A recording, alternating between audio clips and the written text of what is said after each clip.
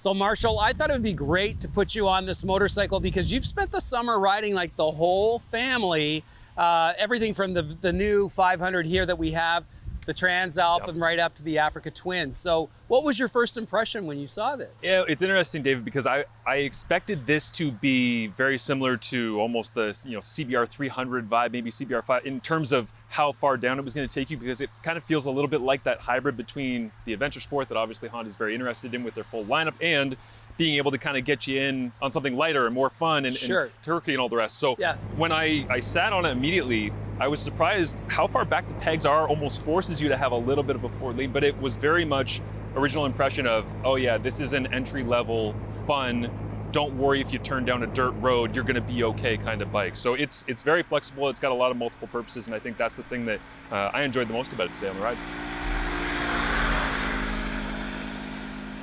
As far as the saddle for comfort and the width of the bars and the wind protection, I thought, wow, pretty impressive for what you're getting here. Yeah, definitely, and it totally fits with what they've tried to do with the full lineup. Like you say, from being on the Africa Twin, it's a monster, and it's everything that you want, all the bells and whistles, all the power. You go to the Transalp, and it's still got some of those bells and whistles, but it's still extremely upright. You get on this one, and immediately you just kind of sense like, oh no, I can have a little bit fun with this. Not that you can on the Transalp and all the rest, but if you're looking for something that you can lean forward and you can feel the aggression of the bike, I think this is where people need to begin if they're interested in getting into the adventure sport category with Honda. Yeah, you nailed it. There is a little sportiness to this. I was surprised by that too.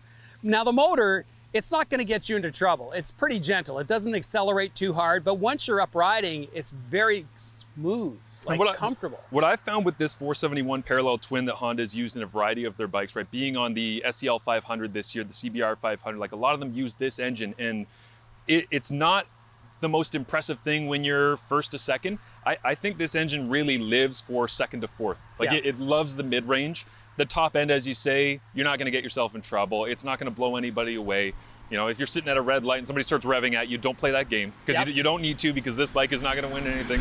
But I would just say that it's one of those bikes that when you are, whether it's the engine braking from fourth down to second and you're making a left-hander on a dirt road, it feels great. Like I think that's where this bike really, really lives. It's got the new TFT screen. It's got the new toggle switch, which is really amazing for a bike at this price point.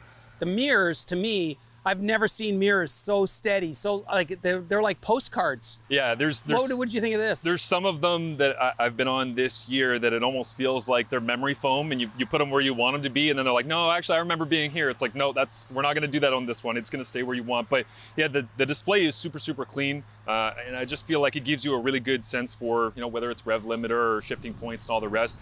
Naturally, my brain, and everybody is obviously different, but I tend to ride comfortably in around 6,000 RPM in whatever gear I'm in. And again, when you're riding around on a Honda, you get anything past that, it's going to start screaming at you a little bit. The way that this is set up is you can, again, within minutes of riding it, you can feel your comfort zone. You know exactly where you want to be. You know where the bike is happiest. You understand where it shifts at its best. So yeah, being able to have that display up front, I think, is very, very clean. And it's nice and bright in the evening as well, I would say, for the TFT display, because in some of the other adventure bikes as well, sometimes you need that to feel comfortable, right? Once it's later in the evening. So you've had a day on this bike.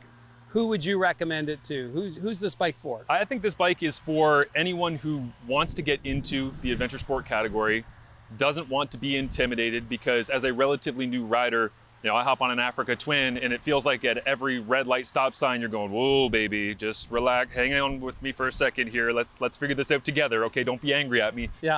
You don't get any of that with this bike. It's incredible how gentle it is, how seamless the transition is if you're jumping on or off from anything else. And I think it really lends itself to somebody because of where we talked about the pegs having a little bit of that aggressive downhill feel, but also having the ground clearance in the adventure sport category that you expect.